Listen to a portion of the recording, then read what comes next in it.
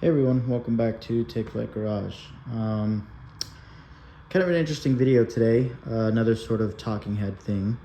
But I wanted to put out a video similar in line with the buying guide and, shopping a seller.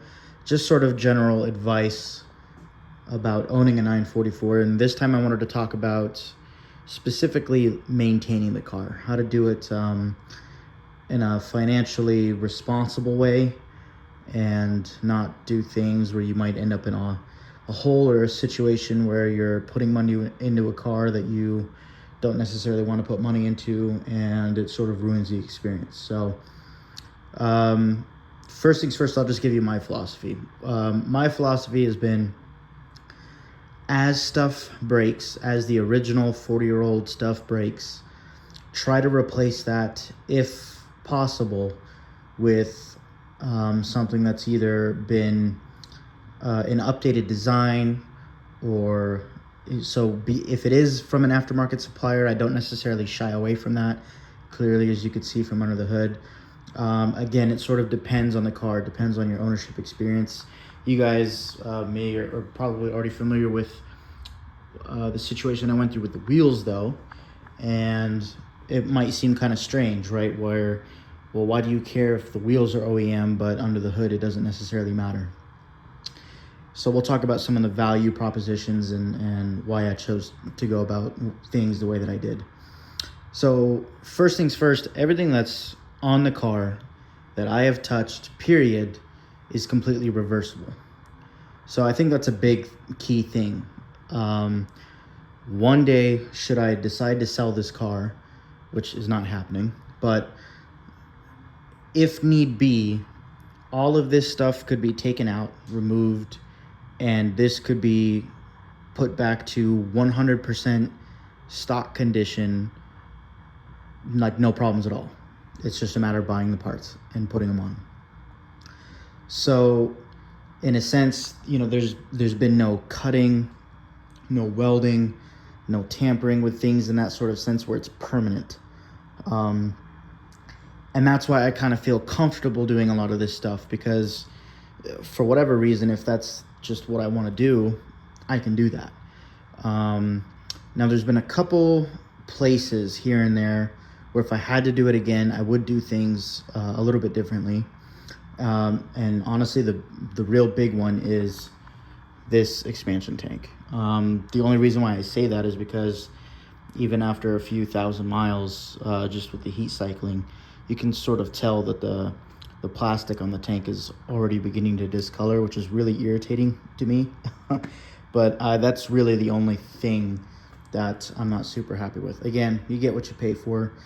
I think it was like $150 or $200 part. It still beats the decrepit and old original expansion tank, and I still think it's more valuable for people out there who just need to get something on their car and not pay $500 or $600 for the Porsche one. But it's just kind of one of those things, and that really just boils down to the type of owner that you are and the type of car that you have. What's your car's condition? If you're just restoring a car to get it back on the road, then hell yeah, I'm going to recommend that you go with the aftermarket rail that is worth as much as one single part of the original rail, for several reasons. Not only just to be cost effective, but because all this has been either updated or is modern, and A, is a little bit better design than the factory stuff, and B, is easily replaceable if something does fail, so that when your damper does go out, you're replacing it with a $125 part versus a $700 part. And we can talk about fuel lines catching fire, all that other kind of stuff. That's just sort of been the philosophy. That kind of goes hand in hand with doing the MAF kit. The MAF kit, I think, is about $650 for the MAF and the chip, and I mean that's right around what it would cost for an OEM Bosch airflow meter, brand new. So you can get something with better performance for the same cost. Then it just makes the most sense for me personally to go that way. Again, I drive this car. It's not like this thing is sitting in a collection somewhere. As much as I try to keep it as clean as possible, it's at this point it becomes just sort of a functionality and a use case perspective, right? So we've done certain things like the SPAL cooling fans, the modern fans that use less power but can push the same amount of air that the factory fans do through a thicker radiator, no less. Same thing, all aluminum radiator. The silicone hoses, again, that's just, this isn't gonna dry out and rot the same way that the rubber hose will, in the next 20 or 30 years, which is how long I plan to keep driving and running this car. Same thing with the cooling hoses here. You know what? Yeah, you can deal with a little bit more osmosis and evaporation and top up the cooling a little bit, or the coolant a little bit more frequently. But that's the trade-off I'm willing to accept versus in 10 years having to redo all this work. So that lets me kind of just prioritize spending the money once. I think that's the best way to put it. If you spend the money once and you don't have to do it again, I don't care if it's 10 years or 20 years or whatever, just spend it once on stuff that's, even if it is wearables, that at least in that case will be overkill and outlive the life of the car, or at least as long as you'll have it. The big thing to keep in mind with buying cars, it really, like, if you have no intention of selling your car, then I really wouldn't worry about it too much, because the big thing is that people want original cars that aren't tampered with, because they're not going to know your work, right? And in most of your cases, all my stuff that I've done is here documented for you to see. You as owners can take pictures and do write-ups and all that kind of stuff. But, by and large, for a new buyer, you don't really want to buy something that's been tampered with or messed with. You want a car that's relatively unmolested, which is understandable, and that's totally fine. It just depends on where you are in the market. So as far as under the hood goes, for me personally, this is fair game. As long as it doesn't completely ruin or abandon what the original persona of the 944 is, then I'm cool with it. So if that means throwing in a hotter cam and, maybe messing with the valve train or doing some cool hot roddy stuff up there just to, again, build a bulletproof motor, should that day ever come, then I'm cool with that. Now, a viewer out there might just want to keep their car totally stock. There's nothing wrong with that. It just really depends on the type of owner you are. But from a cost perspective point of view, I prefer this way, because not only are you getting modern components, modern manufacturing processes, it's not like this stuff costs more than what an OEM part might be. And I think that's the big part of the debate, or the argument that needs to be said there, is that, look, yeah, this stuff is aftermarket, but at the end of the day, it's aftermarket, it's boosting reliability, and it's the same price, if not less expensive, than going with, an OEM factory original part on a car that really, it's not like this is a 30,000 mile or a 15,000 mile example. So again, and that side of the thing of the debate turns into, how do I personally insure the car? How do I value it and all that other kind of stuff? And we can talk about that at a later date. But roundabout way of saying, everything under the hood for me personally has been fair game, so long as it A, either boosts reliability, or B, boosts performance. So again, blue hoses, yeah, you can knock me for that, but that's just personal choice. Same thing with going with these relays. That's sort of the big idea. I love that the aftermarket is and has really expanded for these cars over the last 10 years. So at the very least, you could upgrade your electronics and your componentry in that regard, to where it's not like it's out on display if you're worried about all this kind of stuff, and it is really going to be beneficial for you to own that stuff. And in my opinion, if I saw a car, if it had nothing else done, but it had, the solid state relays and it had the OBD computer, I would totally go for that. I would definitely see that as adding value versus taking away, even though it's modified or technically not original. So here's the other part that's kind of a big deal. Once you close this, you really can't tell that anything's done to the car. Those of you who are keen-eyed will probably notice that it's sitting a bit lower. And if you step around to the back towards the exhaust, you'll notice that it's not a stock factory tip, but that's really it. If you were looking at this in the tint, obviously, but if you were just kind of walking by this car, didn't know what it was, you'd really have no idea that there's a little bit more going on under the skin. And that's really how I wanted to keep it. That's why I was really particular with the tint and choosing that and choosing the percentages that we went with. That's why I was really adamant about those wheels. And the other thing you have to keep in mind is those original wheels were already such a valuable part of the car in the first place. So in order to maintain the value of the car, I needed to replace them with an OEM equivalent. Again, everything else underneath the skin has been done either just based on my own experiences now 10 years into owning an early and a late car, and how to turn the dial up on the 944. This isn't a Singer level retro mod, but this is, in my opinion, the ultimate formula for a badass daily driver, weekend carver, cars and coffee cruiser, hang out with your buddies and just floor it through a canyon road. This is the secret formula. It's NA so that it's cost effective. It's a little bit easier to work on. The suspension is so easy to dial in and tune up because the platform is already excellent. And really the only other things that I could recommend are just period correct modifications, right? So maybe your car's got aftermarket Boxster wheels that someone threw on. Then go pick up a set of Foose. Go pick up some lightweight aluminum wheels. You can do certain things like the Club Sport steering wheel, which is a period correct modification. You don't really necessarily need to mess with the shifter. That was, again, just a personal choice thing.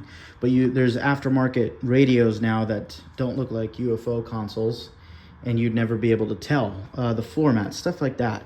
Leather on the seats, go get those reconditioned. It's that part of the ownership experience is where you still don't necessarily need to break the bank. Get your front seats reupholstered. 9 out of 10 cars, even if they've sat outside, I bet you the rear seats are almost in perfect condition because they were never used. And even then, it's the driver's seat that always needs a little bit of love. Do a little bit of extra work just to clean up your carpets, paint them, dye them, whatever, but just make them not faded. And as you start doing these little things, those extra things, the seals, making sure that first and foremost, all the accessory components work, that's all stuff that's going to boost the value of the car. So I think 9 times out of 10, what happens is people will buy cheaper cars, more neglected cars. They'll say, okay, whatever, I can do timing belts, I can do water pump, I can do all that stuff. And you get a car that electronically is in bad shape. And so you run into all the typical issues that we all run into, the no starts, battery issues, charging issues, the other things that can happen to an engine that sits, cooling issues, oiling issues, whatever it is. And at the end of the day, after you put in all this work to the car, the rest of it aesthetically doesn't really match the condition that mechanically it may be in because you put in so much work. So that's where I would recommend take some time and actually try buffing your paint, polishing it, take it somewhere, pay a couple $100 for a detail, because that might boost the value of your car by 10, 15, 20% at the minimum. Windshields, when you get your car covered, cover it, and don't do just the basic coverage. Get glass coverage. If you can, do agreed value. It's the market for these cars is so strange, and where there's just large gaps between everything. So at this point, someone probably wouldn't pay what I have into this car for it just because of the mileage. But if you took the mileage out as a factor, then I don't know about you guys, but I consider this a pretty goddamn good condition car. So again, to each their own, but the overall point that I want to drive home here is, as things break or as you encounter issues or deferred maintenance, that's the time to set aside some cash or set aside some budget.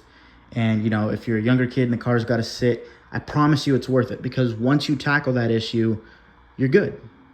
You don't have to worry about it anymore. So brakes, make sure your suspension is all up to par. Wait for those discounts, wait for those sales. You know, full suspension for $600 is kind of unheard of, unless you're doing like factory suspension on a sedan. So, and for the experience that you get from that is ridiculous. Same thing for brakes. Wait for those sales and you can get a pretty decent brake setup for, you know, right around $400, $500. So there you go. For $1,100 into whatever you have in the car, you can have full suspension and brakes. The big heavy hitters that I'll always recommend are going to be the DME and the MAF, because if you want nothing else out of your car, if anything, just reliability and just a little bit of peace of mind when it comes to working and diagnosing.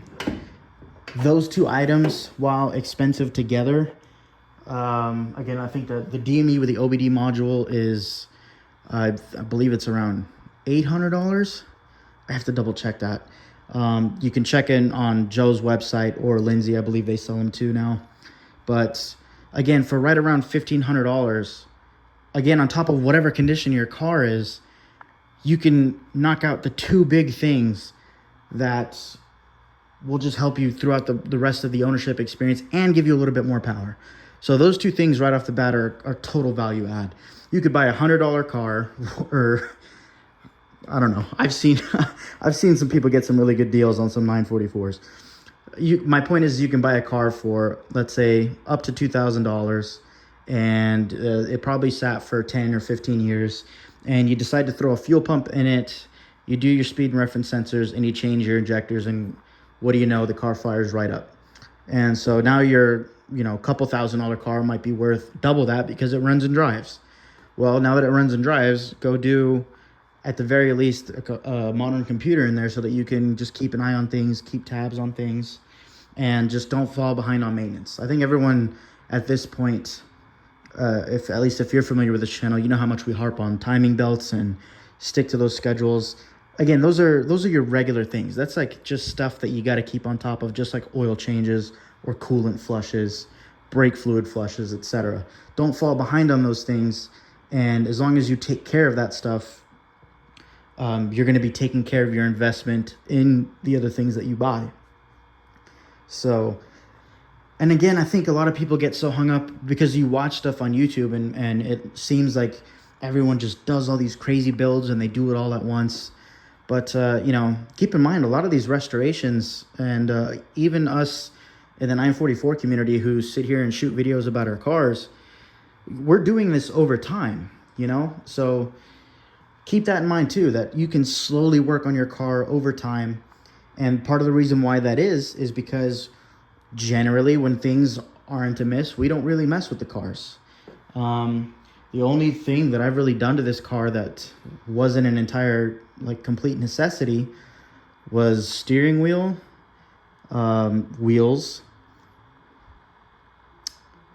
brakes and suspension.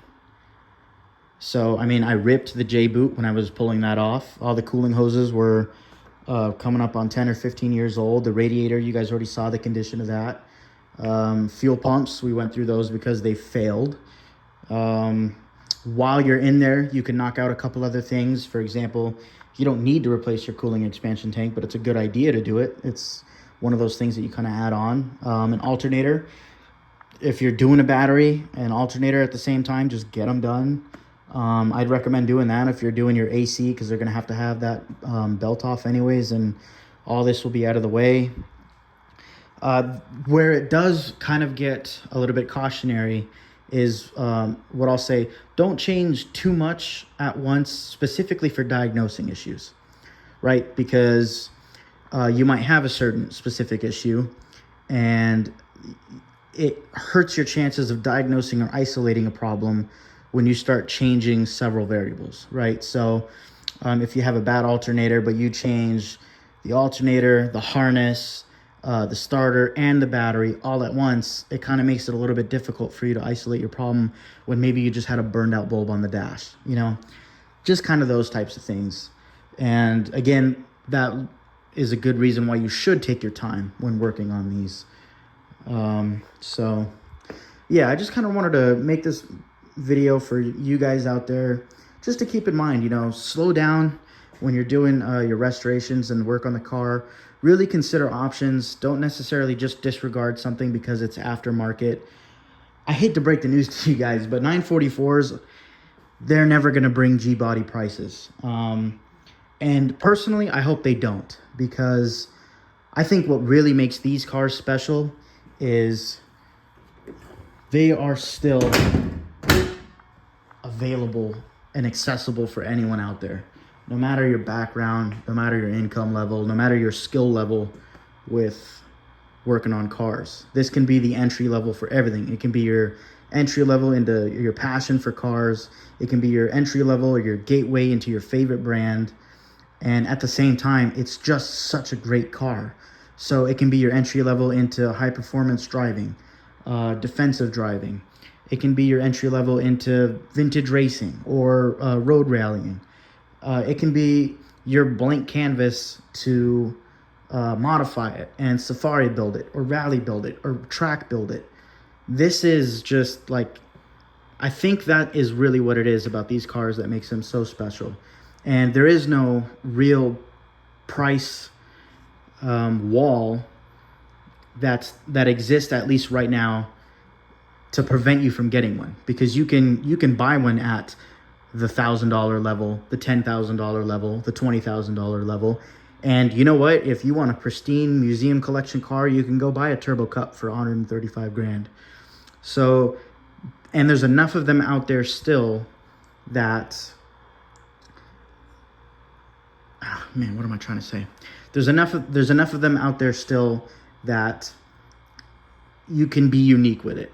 And it doesn't have to be a unicorn, and it doesn't have to sit in your garage. So I guess that's that's sort of my overall view and my philosophy when it's come to working on the car and how I've chose to modify it and what I've done. If you're more interested in the specific modifications that I've done to the car, I'd be happy to do a video breaking that down. You guys can let me know if that's something you'd be interested in below. But I really just wanted to put this out there for you guys to consider, process, and share your opinions on. And my big thing is, like, look, you know, don't do stuff that's permanent if you don't want it to be permanent, or you might think that you want to change it going back. Keep some of your extra spare parts. Don't necessarily sell them off, especially if they might be rare.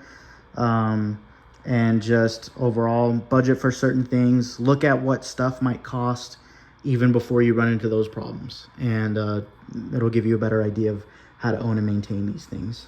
So that's my advice. And I hope that helps you out. I hope you sort of can take that and use that to your specific car or the car that you're looking to purchase. And I hope that helps you out. So thanks for watching another video, guys, and I'll see you in the next one.